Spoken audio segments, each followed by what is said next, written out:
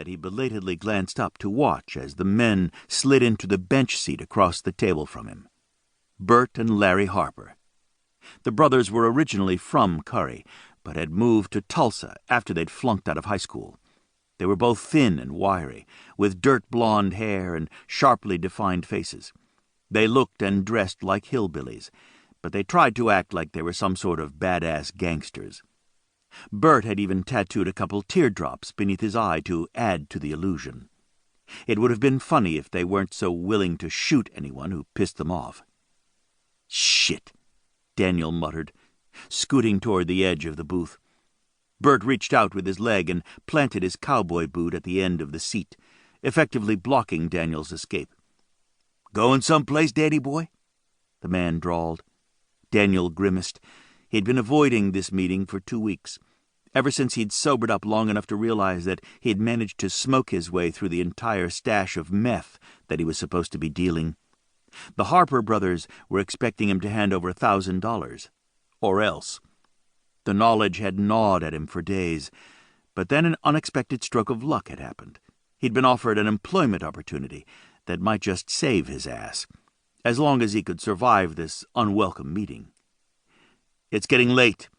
He pointedly glanced toward the clock. 10 minutes until 11 p.m. Bert flashed an ugly smile.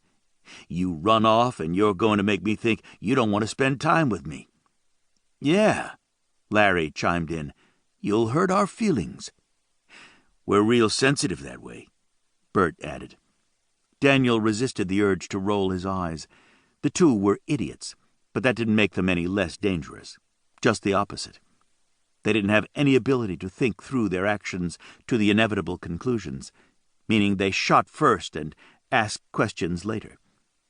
"Maybe next time." Daniel placed his palms flat on the table, trying to shove himself upright. He had a brief hope that the two would want to avoid a scene, a hope that was squashed when Bert moved his foot to sharply kick Daniel in the knee. "Sit!" he ordered. Daniel sucked in a pained breath as he flopped back down. "No need to get violent." Larry leaned forward, his blue eyes cold and empty, like he was dead inside, and maybe he was. It was rumored that the Harper brothers' dad had been a mean drunk who liked to knock around his family whenever he bothered to go home. "If you think that's violent, Danny boy, just wait to see what we have planned for you if I don't get the money you owe us," Larry warned. Daniel licked his dry lips. At his very core, he was a coward. Long ago it had bothered him, but now he simply accepted he'd do anything to save his own skin. "You'll get it," he told them.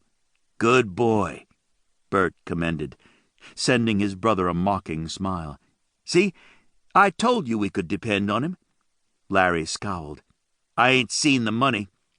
Bert kept his gaze locked on Daniel. "He's about to hand it over.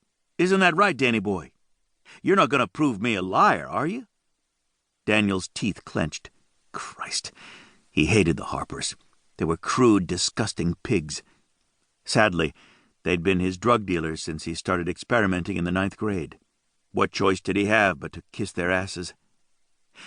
"My name is Daniel, not Danny boy," he snapped. Bert held out his hand. "I don't care if your name is fucking Santa Claus. Give me the money." Daniel hunched his shoulders. "I don't have it on me." There was a tense pause, emphasizing the silence in the tavern. The sparse crowd had thinned out while Paula was sweeping the floor, clearly preparing to close for the night. "Then we'll all go together to get it," Bert at last said. "My car's outside." Daniel swallowed a resigned sigh. He couldn't tell the brothers that he'd used the product he was supposed to be selling for them, or what he'd agreed to do to earn the money to pay them back. "Look, it's been a little tough to unload what you gave me, but I have a buyer who promised to take the whole stash. We're meeting tomorrow night."